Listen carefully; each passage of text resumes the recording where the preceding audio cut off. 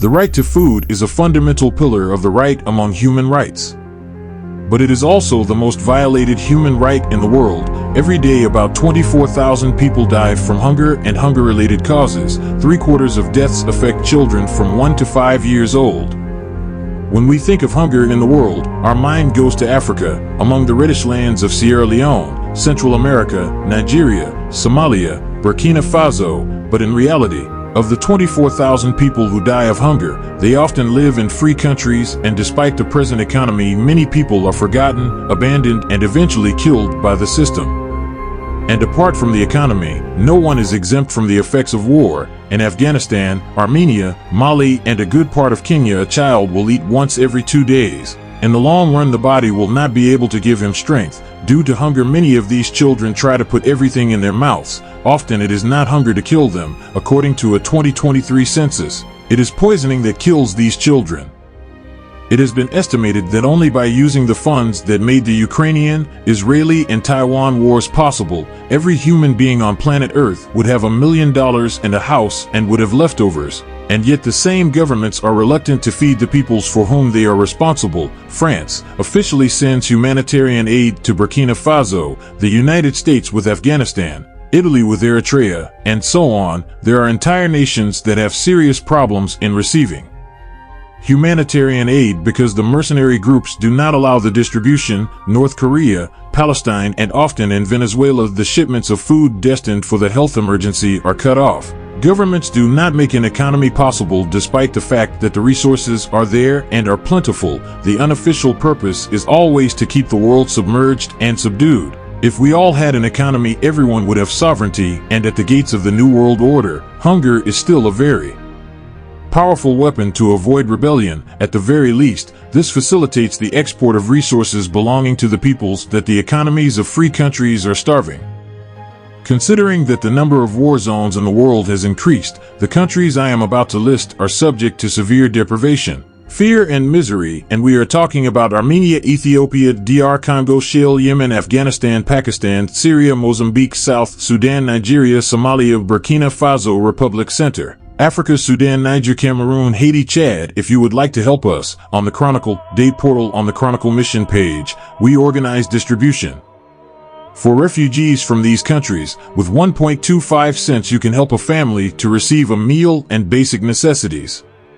There are 193 nations in the world. 161 of these are experiencing a conflict. Often it is civil wars, drug cartel, private militias, religious groups, occult movements. Many countries that are not officially at war produce the same amount of killed. Often the number of civilian victims far exceeds the firefights desired by official institutions. Hunger is a direct consequence. On Chronicle Post, we decided to show the world in real time to allow anyone to understand at a glance how fast free countries are decreasing and how the ring of blood and the deprivation of basic necessities is widening. The right to food is being annihilated, followed by the right to health, to education, to work, to dignity, and finally the right to life.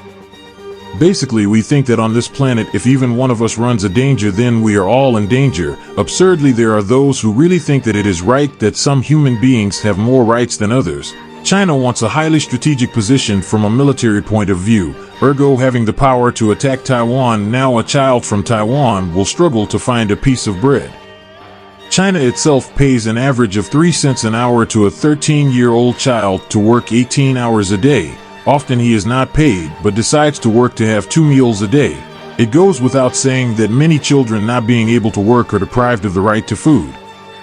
Russia occupies Ukraine, Israel with Iran, and so on. I all want more resources. In this whole game of resource accumulation, the war releases more profits than it invests. But not even a handful of rice will reach these populations. Not everyone knows that there is a big difference between official reasons and basic reasons for starting a firefight. But in 100% of cases, it is precisely those who die of hunger who have nothing to do with war. Hunger in the world, if translated into figures, becomes 735 million people, and we are only talking about 2022, and the numbers have been increasing since then.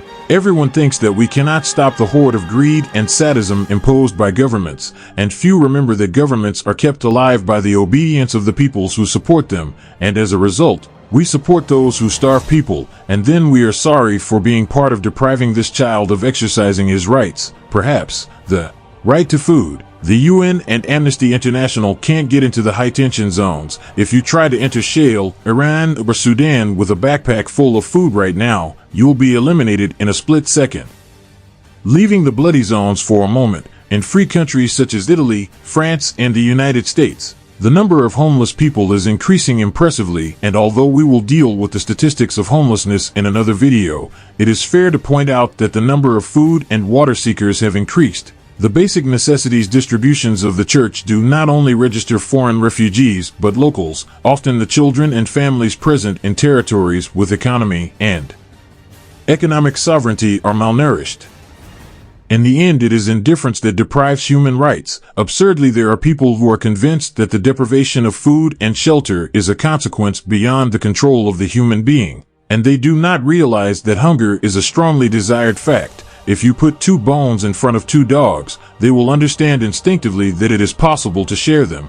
But if you do the same experiment with any government, that government will use that bone to finance a war. The end result will always be this.